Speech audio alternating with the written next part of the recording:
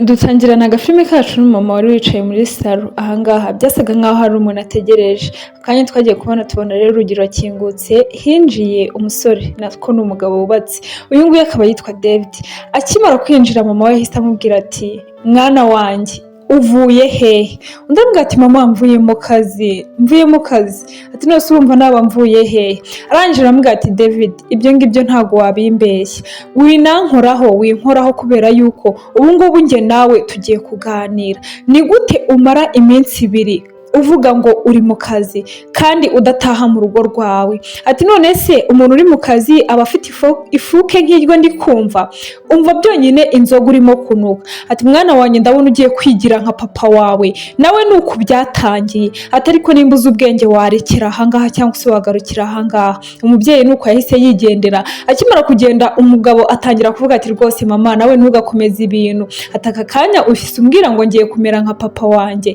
kandi ntabwo nta n'ahantu duhuriye rwose usibye ko nyine ko turi amaraso amwe yinjiye mu cyumba rero aza arimo guhamagara ngo Ketia byuka ntabwo urimo kunyumva ati kanguka njye nawe ndashaka yuko tuvugana Ketia rero yumvishije ijwi ry'umuntu ahita kanguka arebye abona ni umugabo we arangije aravuga ati se bimeze gute ko urimo kuza usakuza cyane nyine urimo kuza utukana numva utongana bimeze gute undi aramubwira ati mama yaje ryari ni gute utampamagaye ngo ubimbwire warangiza byibuza ntunanyandikire na SMS arangije atamubwira ati none se ko twabikoze ntutwitabe ntudusubize wagira ngo bigende gute ati ndabizi neza ko ushaka ko mama wanjye tujya cyangwa se tutumvikana ndabizi neza ko ushaka kwigaragaza neza ndabizi neza ko ushaka kunteranya na mama ariko ibi ngibi ntabwo bizagukundira wowe uba ushaka kwigaragaza neza undi aramubwira ati ariko se nk'ibi bintu rwose urimo kumbwira bihuriye hehe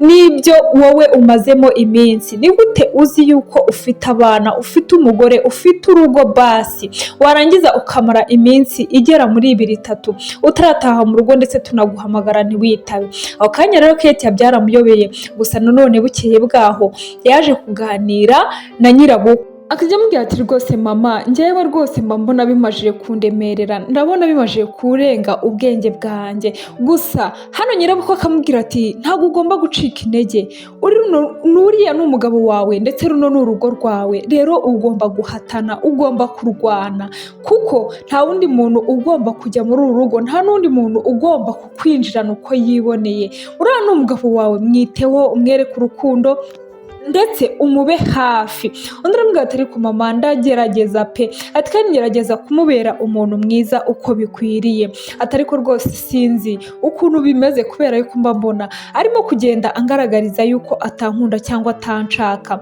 kandi rwose n'abana be ntago akibaha umwanya nk'uko mbere byari bimeze ati none se ubu ngubu nkora iki undi aramubwira ati rwose gerageza wicika intege wowe komeza umwereke urukundo ukomeze umwiteho bizagera aho byongera bigaruke ati nyine iminsi nk'iyo ngiyo ibaho mu rukundo ugasanga nyine ibintu ntabwo bimeze neza ati ariko rwose ihangane mwana wanjye komera wicika intege disi yamubaye hafi nubwo ibirimo gukorwa byose cyangwa se ibiri kuba byose ari ukubera umuhungu we ariko yakomeje umukazana waramubwira ati komeza basi ushyiremo imbaraga nanjye nzajya nkuba hafi ibyo ngibyo rero amaje kumva uruhande rw'umugore yaraje aganiriza umuhungu we arambwira ati mwana wanjye ibintu urimo menya yuko bibangamiye umugore wawe ni gute umara iminsi 2 uri hanze y'urugo udakandagira mu rugo uvuga ngo uri mu kazi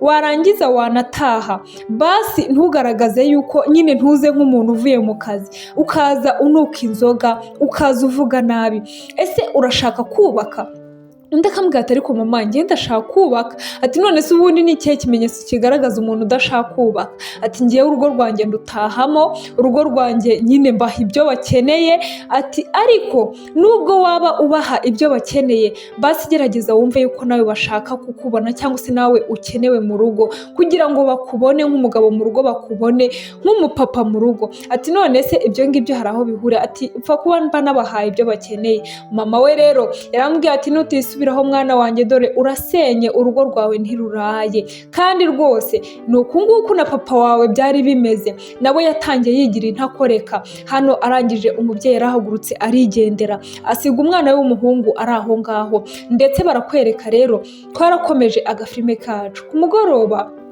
Kate yashatse kwegera umugabo we, atangira kugenda amukuraho amubwira ati sheri, ati rwose urabona ko nkukumbuye cyane, ati haciyemo iminsi rwose njye nawe. Arangije aramubwira ati ariko se ubundi uri kunshakaho iki? Waretse nkisinzirira? Ibyo bintu urimo kumbwira rwose njyewe ntabwo ndi muri mudu yabyo.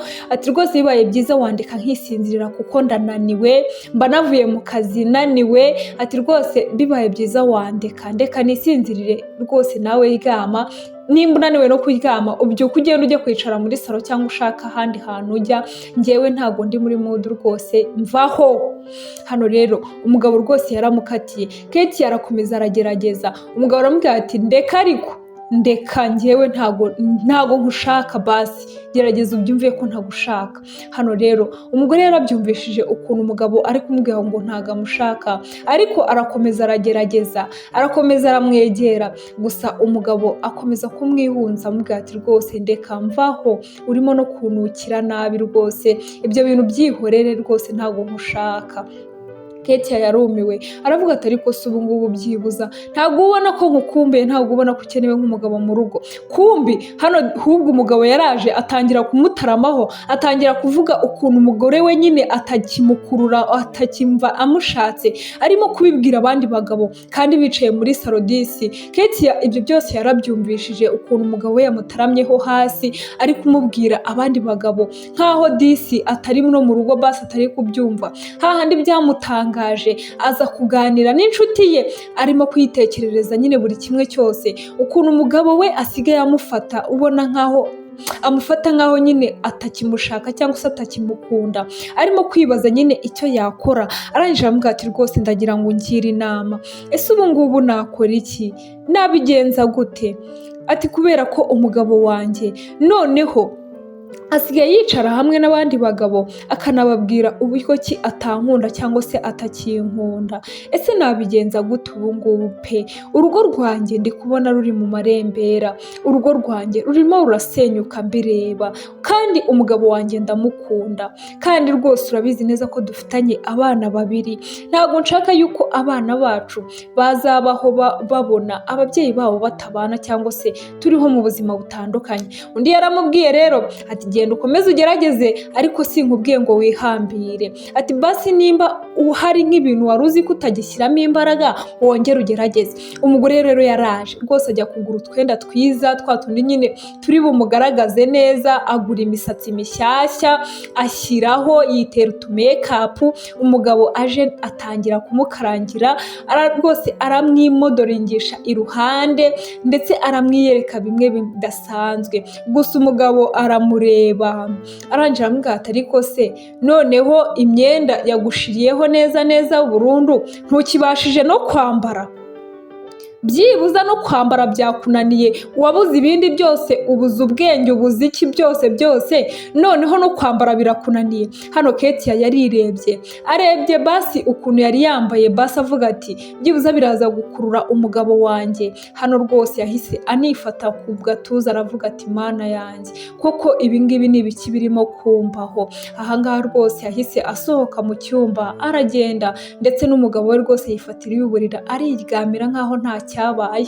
Amaje kuryama rero bwarakeye, bumajiye gucya, Kate ntabwo yacitse intege, yaraje ategurira umugabo we amafunguro ya mu gitondo, ndetse amutegurira amafunguro meza cyane. Arangije amaje kumutegurira, umugabo yaraje arapfundura, amaje gupfundura aramubaza ati none se ibingibi ni ibiki wantekeye? Ati nagutekeye amafunguro ukunda sheri, ndetse arimo no kumusekera. Arambwira ati winsekera, ibingibi nta biryo birimo, nta mafunguro ayarimo. Ati none se ibiryo wabirya ukumva nyine urariye basi?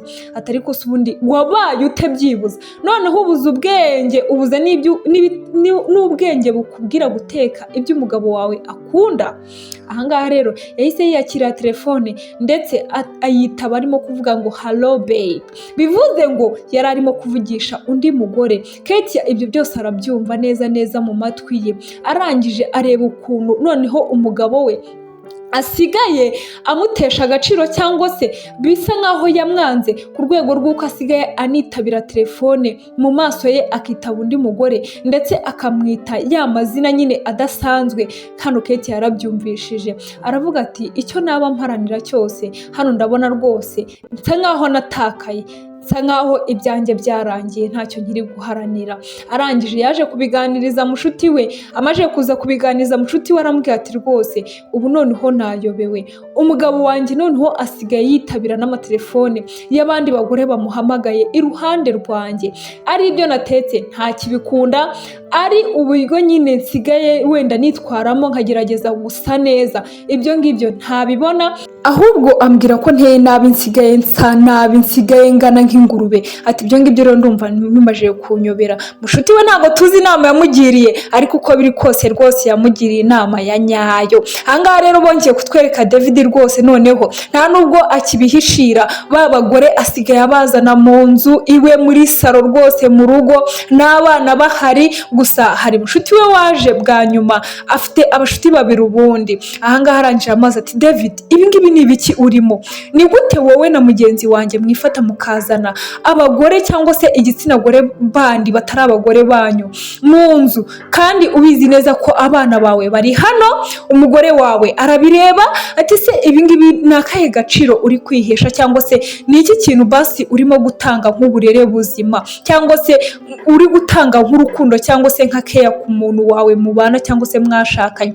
Barasetse baramukwenkwenuka, barangije baramubwira ati we ntabyo uzi shaho, atari ku bundi ubwo ngubwo uba urimo kuvuga ibiki? Ati ibyo uvuga ntabyo uzi, ahubwo tureke dukomeze twirire ubuzima. Yahise ababwira ati reka nigendere, kumbi akivuga ngo aragiye Kate nawe yahise yinjira. Akimara kwinjira rero areba ibyo barimo, areba uburyo barimo kwirenza amayoga, amacupa rwose baminuje bamazemo ndetse n'ayandi biteretse, areba uburyo umugabo we barimo baramukora mu bwanwa abireba, aravuga ati rwose ibingibi nta nubwo ari agasuzuguro, ibingibi nta nubwo birenze ubwenge bwanjye. Ati ngiye rwose reka nkomerezeho nigendere. Yaratambutse aragenda ajya mu cyumba, ajya kwicara ku buriri.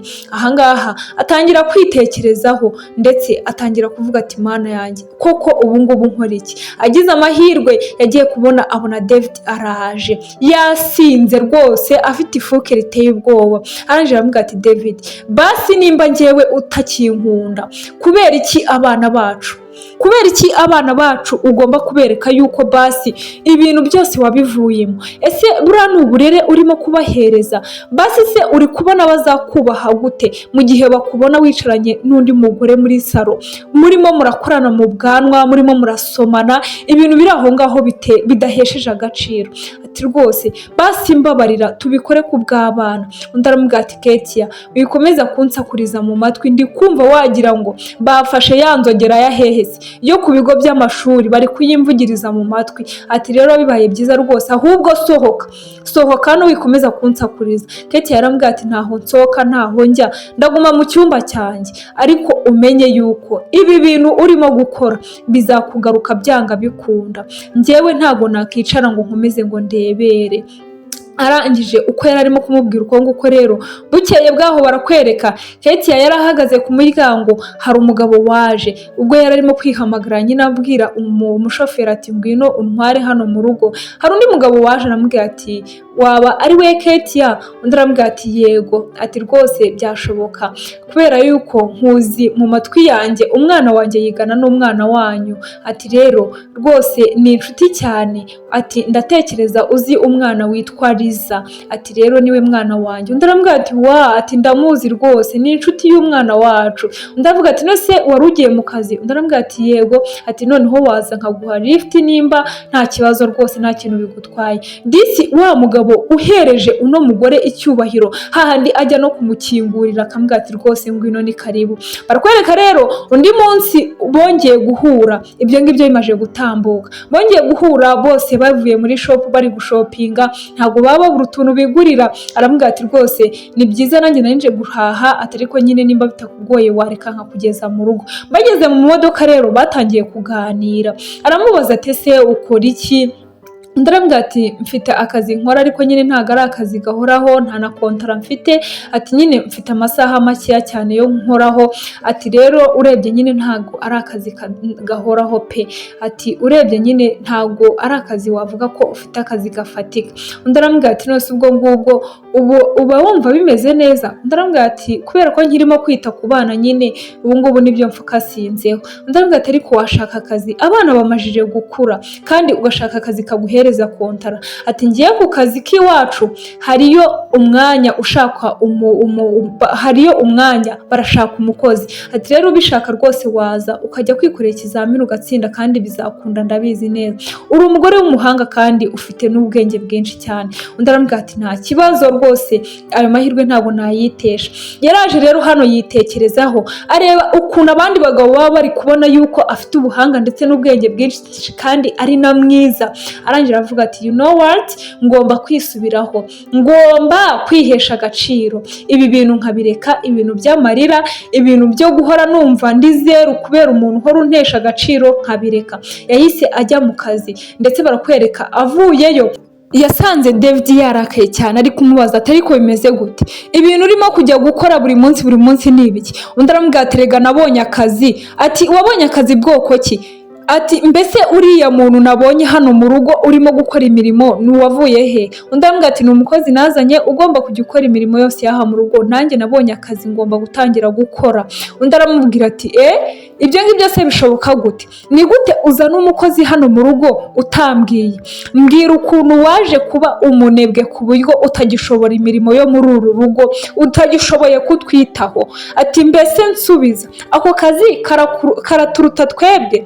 Undi aramubwira ati rero umva nkubwire, hari ibintu njye ntashobora kwihanganira, ntabwo nzigera ndya ibiryo umukozi yatetse, sinzigera habe n'umunsi n'umwe. Nimba uzi ubwenge ugomba kwita kuri uru rugo ukatwitaho. Undi aramubwira ati nanjye rero niyo mpamvu nazanye uriya mukobwa kugira ngo akore ako kazi kose urimo kuvuga, ateke, agire ibiki, nanjye mpaguruke njye kwishakira amafaranga. Ati kubera yuko kwicara hano mu rugo ntabwo ari byo nyine nshaka, nta nubwo ari byo nkeneye. Undi aramubwira ati hoya, ibyo ngibyo uri gutekereza ntabwo byakunda, nimba ushaka kujya ujya guhura n'abandi bagabo ntabwo bizagukundira habe na gato. Ni nuko igice cyacu cya mbere kirangiye, reka duhure mu gice cya kabiri.